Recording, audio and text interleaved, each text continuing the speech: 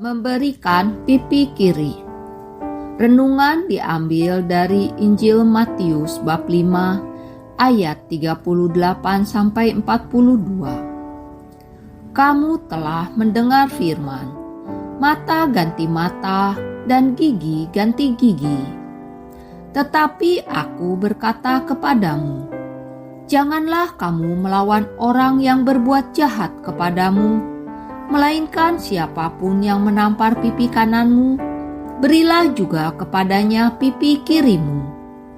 Dan kepada orang yang hendak mengadukan engkau karena mengingini bajumu, serahkanlah juga jubahmu. Dan siapapun yang memaksa engkau berjalan sejauh 1 mil, berjalanlah bersama dia sejauh 2 mil. Berilah kepada orang yang meminta kepadamu, dan janganlah menolak orang yang mau meminjam daripadamu. Baru-baru ini kita dikejutkan oleh berita pengeroyokan dan penganiayaan di depan gedung parlemen. Konon kabarnya disebabkan oleh opini-opininya yang berseberangan dengan kelompok penyerang. Rasa benci itu akhirnya menjadi dendam yang bermuara pada penganiayaan dan penghinaan. Harus diakui, konsep membalas merupakan dasar dari perilaku kita pada sesama. Membalas dengan perbuatan yang kurang lebih sama, kalau memungkinkan dengan level yang lebih berat. Dalam keseharian hidup, hukum balas dendam masih menjadi pilihan banyak orang. Kata-kata yang menyakitkan akan dengan mudah dibalas dengan kata-kata yang menyakitkan.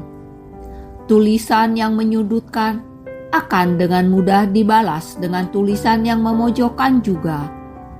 Tindakan yang menghancurkan akan segera dibalas dengan tindakan yang mendatangkan keburukan juga. Pada akhirnya, kita asyik berada dalam lingkaran permainan iblis.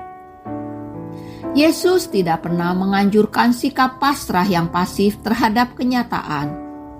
Yesus tidak membalas kejahatan dengan kejahatan.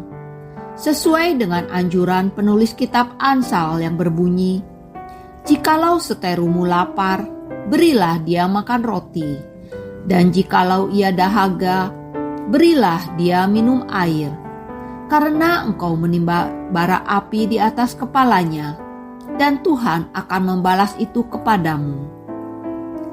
Yesus menawarkan kepada kita hukum kasih, sebuah hukum yang meminta kita untuk selalu menggunakan kekuatan kasih dalam menghadapi segala bentuk kejahatan.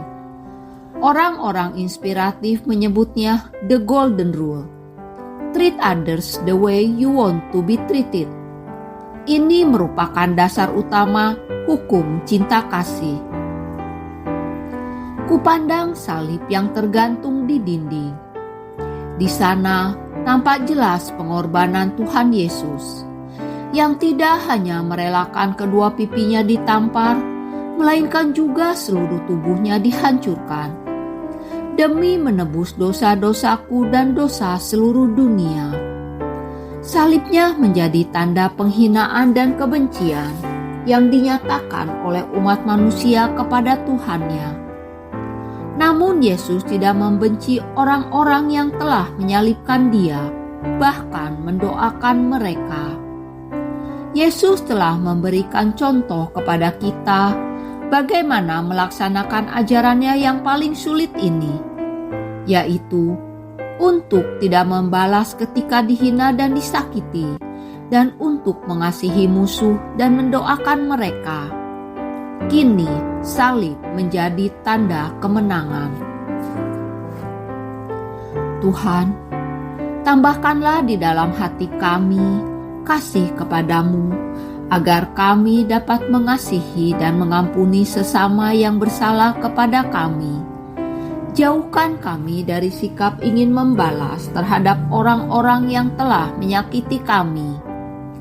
Juga bantulah kami agar kami dapat melayani sesama dengan tulus, khususnya kepada mereka yang telah menyakiti kami. Amin.